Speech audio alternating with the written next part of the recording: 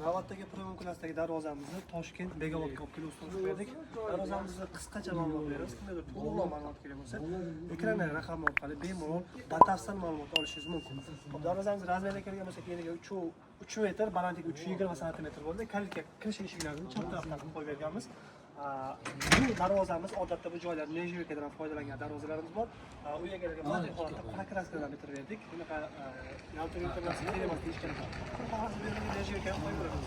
Bu holatda yopiq holatda qildik. Sababi umuman ichkariga sovuq, shamol kuchli bo'ladi deyishdi. Shuning uchun terasdan yopiq holatda qilib berganmiz. Darvozamizni Zuber zavodidan foydalanganmiz. Mokra asfalt svetda kraskalarni bitirganmiz. Darvozamiz tashqariga ochiladi. Orqa holatida ham 3 qavatli 8 litr qilib tayyorlab berganmiz. O'rtaga bazatlar qo'yish mumkin qilingan. Orqasi tekis holatda yuk to'ldirish uchun qulay holatda qilib tayyorlab berilgan. Darvozamiz qalinligi esa 64 mm bo'lgan. Kimga shunaqangi darvoza xizmatlarimiz, ko'chirib pirelar ishlayotgan nolis temir sohasi bo'yicha barcha xizmatlar bo'lsa, aloqaga chiqsangiz ishdan chiroyli, sifatli, eng asosiysi o'z vaqtida bitirib beramiz. O'zbekiston bo'ylab xizmatlarni ko'rsatamiz. Ishlarimiz yoqqan bo'lsa, bemalol buyurtma berishingiz mumkin. Sizni ham ishingizni chiroyli, sifatli qilib bitirib beramiz.